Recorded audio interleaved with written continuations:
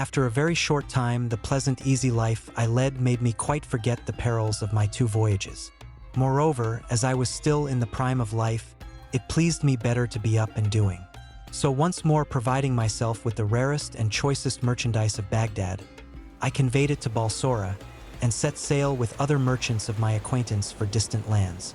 We had touched at many ports and made much profit, when one day upon the open sea we were caught by a terrible wind which blew us completely out of our reckoning, and lasting for several days finally drove us into harbor on a strange island.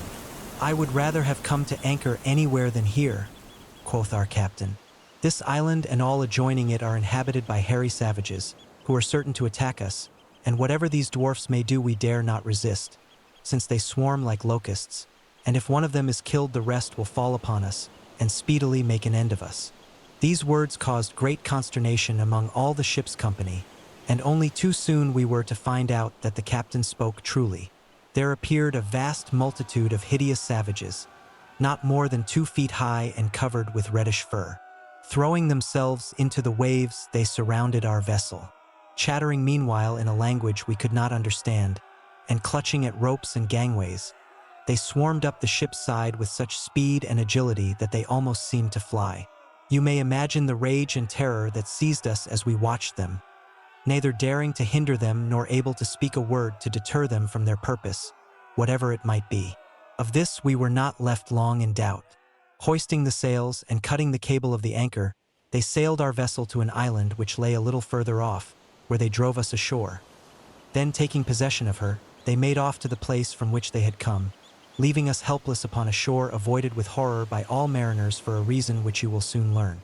Turning away from the sea, we wandered miserably inland, finding as we went various herbs and fruits which we ate, feeling that we might as well live as long as possible, though we had no hope of escape.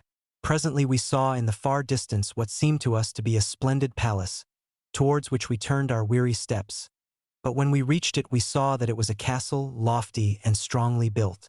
Pushing back the heavy ebony doors we entered the courtyard, but upon the threshold of the great hall beyond it we paused, frozen with horror at the sight which greeted us. On one side lay a huge pile of bones, human bones, and on the other numberless spits for roasting.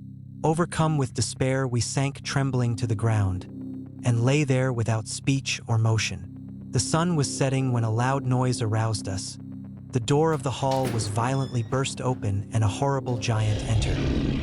He was as tall as a palm tree and perfectly black, and had one eye, which flamed like a burning coal in the middle of his forehead.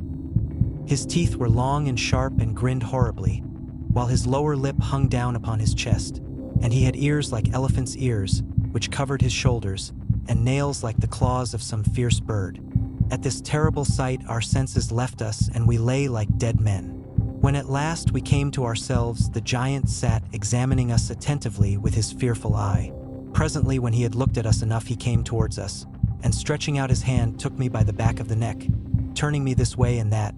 But feeling that I was mere skin and bone, he set me down again and went on to the next, whom he treated in the same fashion. At last he came to the captain, and finding him the fattest of us all, he took him up in one hand and stuck him upon a spit and proceeded to kindle a huge fire, at which he presently roasted him. After the giant had supped he lay down to sleep, snoring like the loudest thunder, while we lay shivering with horror the whole night through, and when day broke he awoke and went out, leaving us in the castle. When we believed him to be really gone, we started up bemoaning our horrible fate, until the hall echoed with our despairing cries. Though we were many and our enemy was alone, it did not occur to us to kill him, and indeed we should have found that a hard task, even if we had thought of it, and no plan could we devise to deliver ourselves. So at last, submitting to our sad fate, we spent the day in wandering up and down the island eating such fruits as we could find, and when night came we returned to the castle, having sought in vain for any other place of shelter. At sunset the giant returned, supped upon one of our unhappy comrades, slept and snored till dawn, and then left us as before. Our condition seemed to us so frightful that several of my companions thought it would be better to leap from the cliffs and perish in the waves at once, rather than await so miserable an end. But I had a plan of escape which I now unfolded to them, and which they at once agreed to attempt. "Listen, my brothers," I added. You know that plenty of driftwood lies along the shore. Let us make several rafts and carry them to a suitable place. If our plot succeeds, we can wait patiently for the chance of some passing ship which would rescue us from this fatal island. If it fails, we must quickly take to our rafts. Frail as they are, we have more chance of saving our lives with them than we have if we remain here. All agreed with me, and we spent the day in building rafts, each capable of carrying 3 persons. At nightfall we returned to the castle, and very soon in came the giant, and one more of our number was sacrificed. But the time of our vengeance was at hand. As soon as he had finished his horrible repast, he lay down to sleep as before, and when we heard him begin to snore, I and 9 of the boldest of my comrades rose softly and took each a spit, which we made red hot in the fire, and then at a given signal we plunged it with one accord into the giant's eye, completely blinding him. Uttering a terrible cry, he sprang to his feet, clutching in all directions to try to seize one of us. But we had all fled different ways as soon as the deed was done, and thrown ourselves flat upon the ground in corners where he was not likely to touch us with his feet. After a vain search, he fumbled about till he found the door, and fled out of it howling frightfully. As for us, when he was gone we made haste to leave the fatal castle, and, stationing ourselves beside our rafts, we waited to see what would happen. Our idea was that if, when the sun rose, we saw nothing of the giant, and no longer heard his howls, which still came faintly through the darkness, growing more and more distant, we should conclude that he was dead, and that we might safely stay upon the island and need not risk our lives upon the frail rafts. But alas! Morning light showed us our enemy approaching us, supported on either hand by 2 giants nearly as large and fearful as himself, while a crowd of others followed close upon their heels. Hesitating no longer, we clambered upon our rafts and rowed with all our might out to sea. The giants, seeing their prey escaping them, seized up huge pieces of rock, and wading into the water hurled them after us with such good aim that all the rafts except the one I was upon were swamped, and their luckless crews drowned, without our being able to do anything to help them. Indeed, I and my 2 companions had all we could do to keep our own raft beyond the reach of the giants, but by dint of hard rowing we at last gained the open sea. Here we were at the mercy of the winds and waves, which tossed us to and fro all that day and night, but the next morning we found ourselves near an island, upon which we gladly landed. There we found delicious fruits, and having satisfied our hunger, we presently lay down to rest upon the shore. Suddenly we were aroused by a loud rustling noise, and starting up, saw that it was caused by an immense snake which was gliding towards us over the sand. So swiftly it came that it had seized one of my comrades before he had time to fly, and in spite of his cries and struggles speedily crushed the life out of him in its mighty coils and proceeded to swallow him. By this time my other companion and I were running for our lives to some place where we might hope to be safe from this new horror, and seeing a tall tree we climbed up into it, having first provided ourselves with a store of fruit off the surrounding bushes. When night came I fell asleep, but only to be awakened once more by the terrible snake, which after hissing horribly round the tree at last reared itself up against it, and finding my sleeping comrade who was perched just below me, it swallowed him also, and crawled away leaving me half dead with terror. When the sun rose I crept down from the tree with hardly a hope of escaping the dreadful fate which had overtaken my comrades. But life is sweet, and I determined to do all I could to save myself. All day long I toiled with frantic haste and collected quantities of dry brushwood, reeds and thorns, which I bound with faggots, and making a circle of them under my tree I piled them firmly one upon another until I had a kind of tent in which I crouched like a mouse in a hole when she sees the cat coming. You may imagine what a fearful night I passed, for the snake returned eager to devour me, and glided round and round my frail shelter seeking an entrance. Every moment I feared that it would succeed in pushing aside some of the faggots, but happily for me they held together, and when it grew light my enemy retired, baffled and hungry, to his den. As for me, I was more dead than alive, shaking with fright and half suffocated by the poisonous breath of the monster. I came out of my tent and crawled down to the sea, feeling that it would be better to plunge from the cliffs and end my life at once than pass such another night of horror.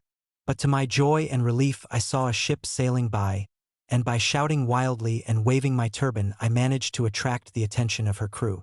A boat was sent to rescue me, and very soon I found myself on board surrounded by a wondering crowd of sailors and merchants eager to know by what chance I found myself in that desolate island. After I had told my story, they regaled me with the choicest food the ship afforded. And the captain, seeing that I was in rags, generously bestowed upon me one of his own coats.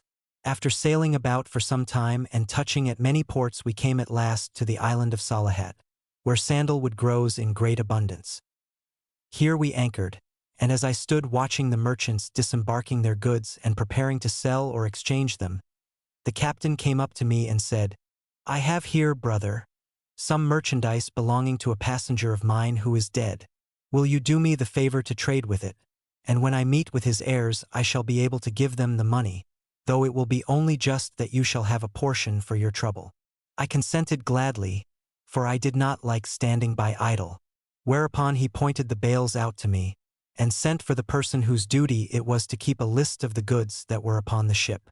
When this man came, he asked in what name the merchandise was to be registered. "In the name of Sinbad the Sailor," replied the captain.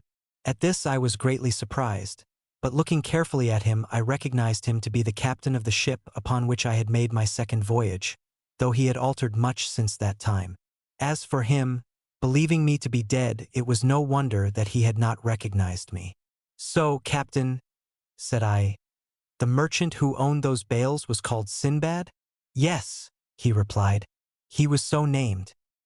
He belonged to Baghdad and joined my ship at Balsora, but by mischance he was left behind upon a desert island where we had landed to fill up our water casks, and it was not until 4 hours later that he was missed. By that time the wind had freshened, and it was impossible to put back for him." "You suppose him to have perished then?" said I. "Alas, yes," he answered. "Why, captain," I cried, "look well at me. I am that Sinbad who fell asleep upon the island and awoke to find himself abandoned." The captain stared at me in amazement, but was presently convinced that I was indeed speaking the truth, and rejoiced greatly at my escape. "I am glad to have that piece of carelessness off my conscience at any rate," said he.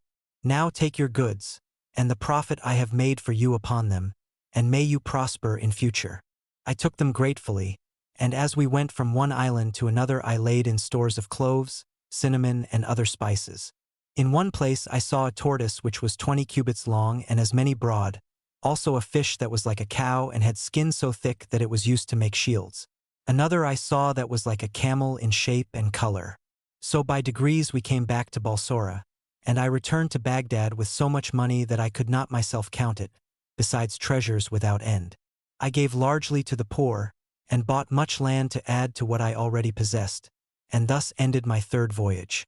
When Sinbad had finished his story, he gave another 100 sequins to Hindbad, who then departed with the other guests. But next day, when they had all reassembled, and the banquet was ended, their host continued his adventures.